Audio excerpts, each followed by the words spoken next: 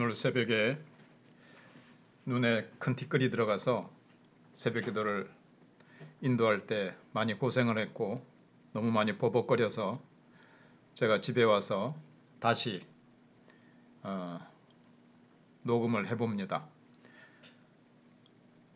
제목은 산 아래 현실을 사는 제자들입니다. 마태복음 17장 14절로 27절 먼저 읽어드리겠습니다. 그들이 무리에게 이르매 한 사람이 예수께 와서 꿇어 엎드려 이르되 주여 내 아들을 불쌍히 여기소서. 그가 간질로 심히 고생하여 자주 불에도 넘어지며 물에도 넘어지는지라. 내가 주의 제자들에게 데리고 왔으나 능히 고치지 못하더이다. 예수께서 대답하여 이르시되 믿음이 없고 패역한 세대여, 내가 얼마나 너희와 함께 있으며 얼마나 너희에게 참으리요. 그를 이리로 데려오라 하시니라. 이에 예수께서 꾸짖으시니 귀신이 나가고 아이가 그때부터 나으니라.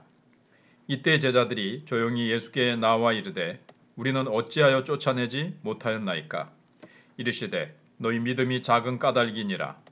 진실로 너희에게 이르노니 만일 너희에게 믿음이 겨자씨 한 알만큼만 있어도 이 산을 명하여 여기서 저기로 옮겨지라 하면 옮겨질 것이요 또 너희가 못할 것이 없으리라.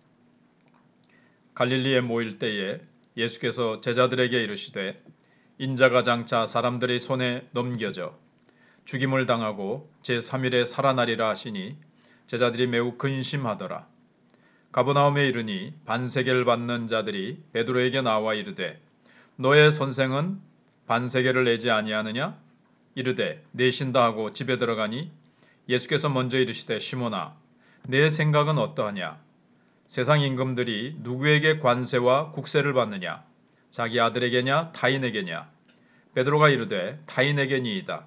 예수께서 이르시되 그렇다면 아들들은 세를 면하리라.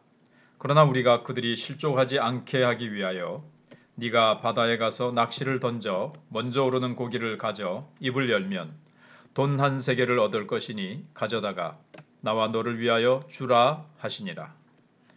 네, 제목을 또 예수님의 고독한 길 이렇게 볼 수도 있습니다.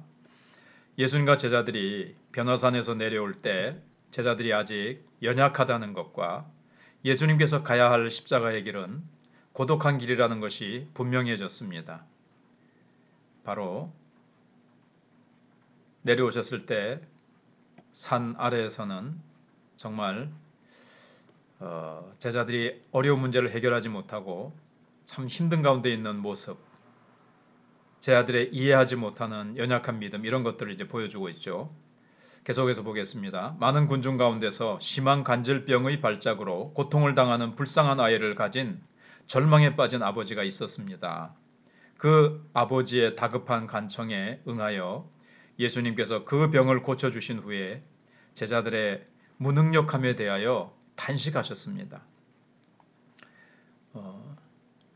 예수님께서 믿음이 없는 이 세대여 하시면서 그 아이를 데려오라고 말씀하시면서 참 탄식하셨죠. 왜냐하면 아이가 이렇게까지 된다는 건 아이들은 건강합니다. 발랄하고 기뻐하고 뛰놀고 재밌어하고 그런 아이들이어야 되는데 아이가 간질병이나 귀신에 들렸거나 이런 상태가 되었다는 것은 그 상태의 그 시대가 얼마나 사단이 강력하게 지배하고 세상의 사람들을 제어하는 악하고 악한 세대가 되었느냐 하는 것을 얘기해주고 있기 때문에 예수님께서 탄식하신 것이죠. 근데 제자들마저 이 문제를 해결하지 못한 제자들도 믿음이 없어서 그랬던 거죠. 그래서 여기 그들이 무력했던 이유는 그들에게 부여된 능력에 대한 믿음의 결핍 때문이었습니다. 이 세대도 그렇고 제자들마저도 그러니까 예수님께서 탄식하신 거죠. 만약에 예수님께서 그들에게 맡기신 사명을 단순하고 어린아이 같은 믿음으로 받아들일 수만 있다면 그들은 어떠한 문제든지 극복할 수 있었을 거예요. 극복할 수 없는 큰 장애물은 없을 것이라는 거죠. 견나시만한 믿음이 있을 자로 이 산들을 들여 바다에 던지우려 하면 그대로 될 것이요.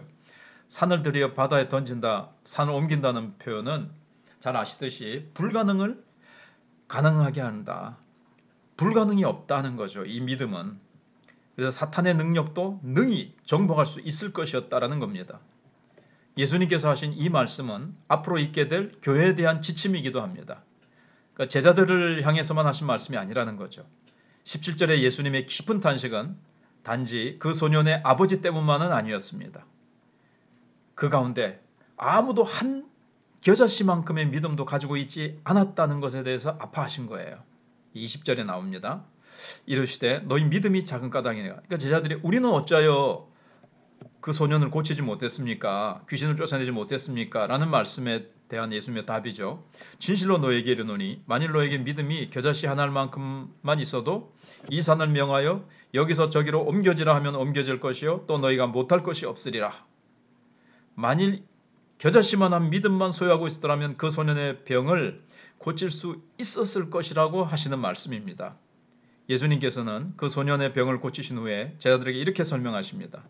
참된 믿음이 조금이라도 있다면 불가능한 일도 할 수 있다. 그것은 마음을 하나님께 향하는 것이며 그것을 받으시는 하나님께는 산을 옮기는 일이 아주 작은 일에 속하기 때문입니다.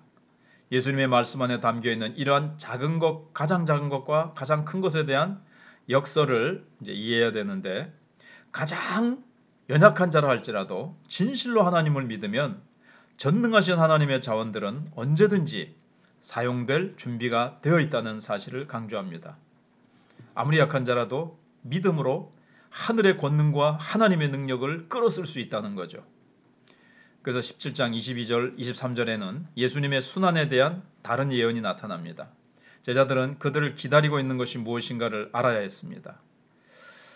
그러나 그들은 그 의미를 알지 못했습니다. 그게 뭔가 하면 예수님의 죽으심과 부활이죠. 예수님께서 분명히 그의 부활에 대해서 이야기하셨음에도 불구하고 그들은 계속 슬픔에만 젖어 있었습니다. 그러나 예수님께서는 계속해서 22절로 27절의 내용을 보시면 예수님의 능력을 나타내셨습니다. 자, 베드로에게 성전세를 받으러 온 사람들은 예수님을 모르죠. 하나님의 아들이신 줄, 이 성전의 주인 되신 예수님을 몰라요. 성전 자체이신 예수님. 그러니까 성전에서 이 정비하고 관리하는 일에 대한 그 돈을 내라. 이렇게 이제 얘기를 하는 거예요. 예수님을 모르니까. 그러니까 베드로는 또 뭣도 모르고 성전 직원들과 이야기하고 나서 예수님께 와서 성전세를 내라고 합니다. 그러니까 예수님이 베드로가 알아야 될 것을 가르쳐 주십니다. 그러면서 한 나라를 다스리는 왕이 있는데 그 관세, 세금 이거를 왕이 자녀에게 세금을 받느냐? 사용세를 받느냐? 그렇지 않지 않느냐? 너와 나는 지금 하나님 앞에서 하나님의 자녀로 서 있다. 하나님의 아들들로서 서 있다. 그러니 사실은 우리는 하나님의 자녀이기 때문에 성전을 출입하는데 성전세를 사실은 낼 필요가 없지만 저들이 우리를 이해하지 못하고 그 말을 해봤자 저들이 영적으로 너무 둔감하고 이해력이 낮기 때문에 오해를 사게 되어지고 문제가 생기니까 베드로 너는 그걸 이해하고 근데 저들이 오해하지 않기 위해서 공연히 문제를 일으키지 말고 네가 가서 낚시를 해서 처음에 올라오는 물고기 입에 너와 내가 낼 성전세가 있을 것이다. 그걸 갖다 내라. 이렇게 말씀하십니다.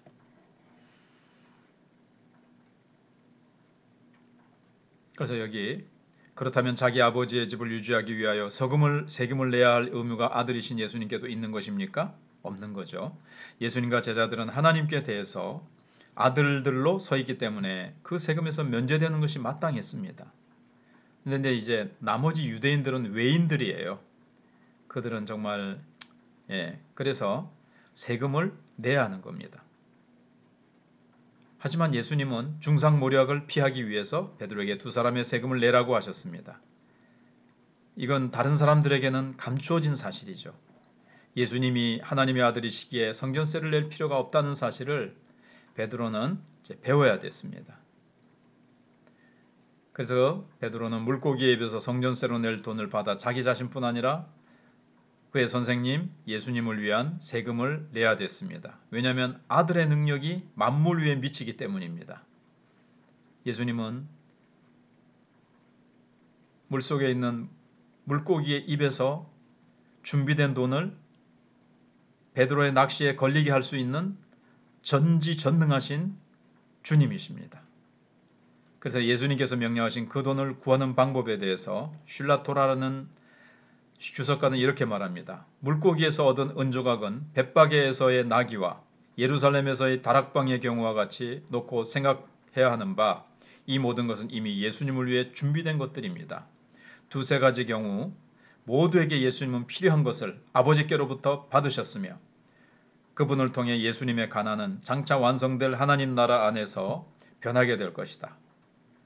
주님이 하나님 나라를 위해서 메시아 사역을 감당하기 위해서 필요한 모든 것은 그때그때 그 장소에서 주님께서 정확하게 공급해 주시더라는 거죠.